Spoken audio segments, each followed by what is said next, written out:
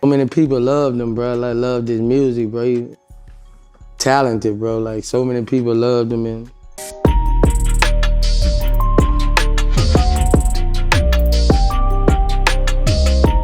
Ever since Yella Beezy got locked up after Mo3's tragic death, the street's been buzzing nonstop. But guess what? That ain't even the wildest part. Word is this wasn't Beezy's first time trying to catch somebody slipping.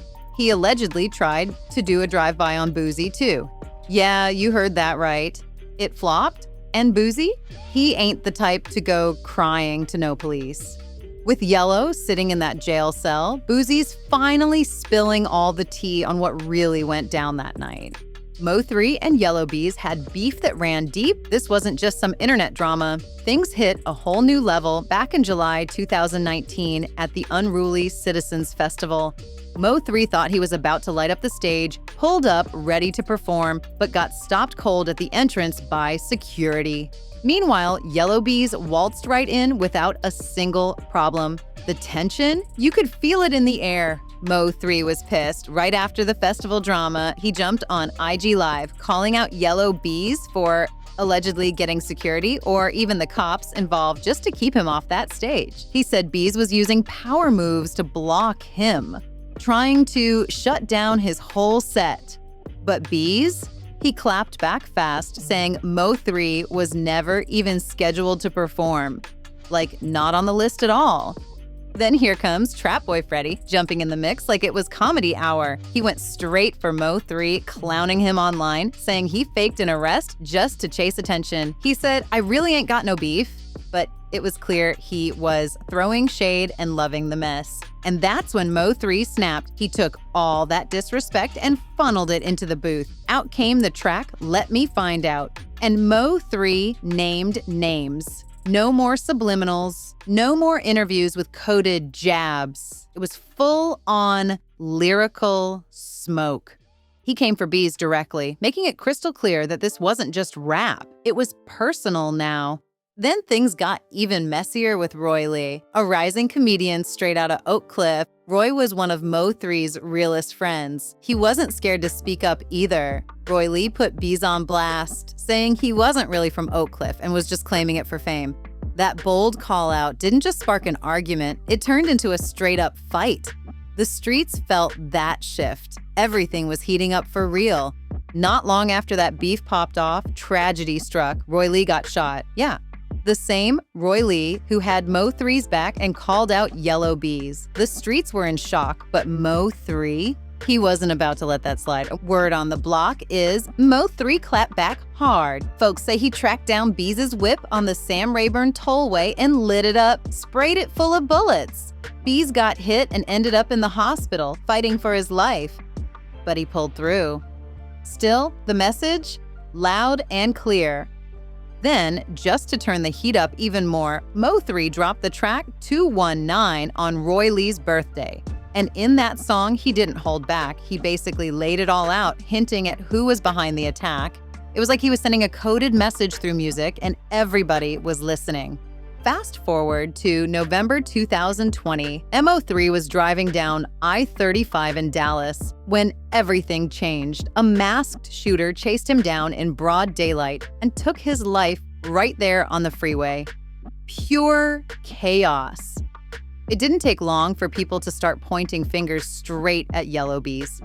Even the authorities started connecting dots, saying they believed Beezy was the mastermind behind the whole setup to take Mo3 out. Now this is where Boosie steps into the fire. Everyone knows Boosie and Mo3 were more than just collaborators. They were tight. They even dropped a whole album together, riding off each other's energy. But what a lot of folks don't realize, Boosie almost got taken out just for staying loyal to Mo3.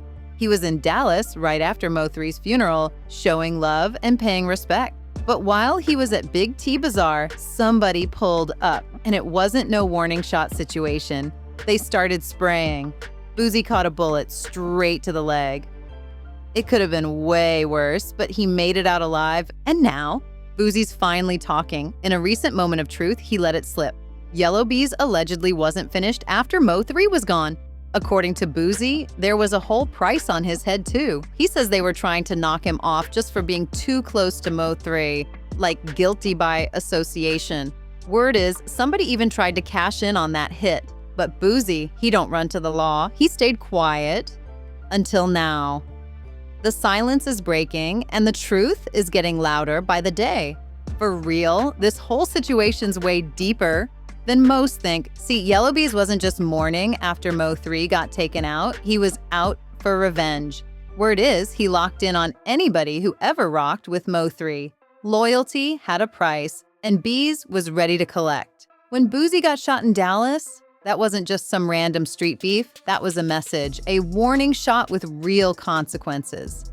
And now, Yella Beezy is sitting up in Dallas County Jail, facing a capital charge tied to a serious case. We're talking life or death level accusations. He paid $750,000 and walked right back out onto the streets. But let's keep it real. His name's been circling around way too many serious situations lately. From Roy Lee's case to Mo3's murder, and now rumors about another hit, things are stacking up against him fast. Just this past January, a tragic scene unfolded at the Slappy Express car wash in Forest Hill, Texas. Lil Ronnie lost his life in the chaos, and even worse, his 5-year-old daughter was caught in the crossfire and didn't make it. That shook the whole city to its core. Beezy's name, it's not just getting mentioned, it's getting tied to situations that are way beyond rap now. The streets were already buzzing, but things took a whole new turn when Yella Beezy's name got dragged straight into the mess. And you already know how fast the internet moves. Once the pieces start coming together, it's game over. Soon as folks caught wind of his name being linked to the case, fans went digging. And what they found had everybody doing double takes. A picture popped up online showing Beezy standing right next to one of the actual suspects tied to the car wash tragedy. That was all it took for social media to explode with theories. People instantly started connecting the dots and accusing Beezy of being involved. And let's not forget, Beezy was already under fire for allegedly being part of Mo3's setup. So it didn't take much for people to believe he might have had a hand in this too. But Beezy wasn't staying quiet this time. He hit his IG stories fast, trying to shut it all down. He said, "Don't attach my name in no such incidents, period. I take a million pictures every day with people I don't know. That's part of my job." But even with that response, folks weren't letting go. The questions kept flying and suspicions kept rising. And the wildest part, this ain't even the first time Beezy found himself tangled up in something way too heavy. Back in 2021, Yella Beezy got snatched up in Collin County, Texas, and the charges heavy. He was facing 3 counts, including serious accusations of assault, endangering a child, and unlawful possession of a weapon. The type of charges that'll stain a name forever. And yeah, to keep it real, all those charges were eventually dropped. But once you're linked to something that dark, people don't forget. That kind of stain sticks, whether you beat the case or not. But here's the twist that got folks really thinking. Some say this whole mess could have been stopped before it exploded. Real ones believe Boosie had the power to shut it all down early. If he had stepped in back when things were just heating up between Mo3 and Beezy, maybe, just maybe, lives could have been saved. But this wasn't just rap beef. This was street-level deep, bigger than bars and beats.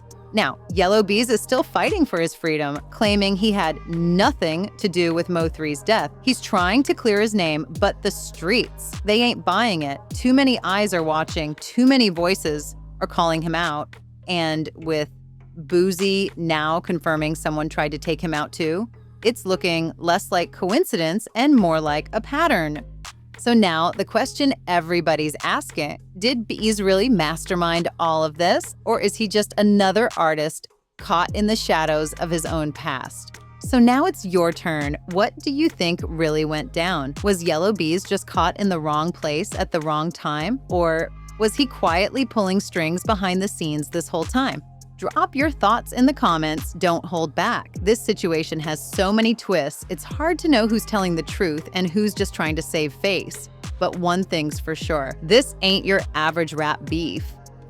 This is deeper, darker, and still unfolding. And if you thought this story was wild, wait till you see what's next. Click on that next video right now, because trust me, it's just as insane, maybe even crazier.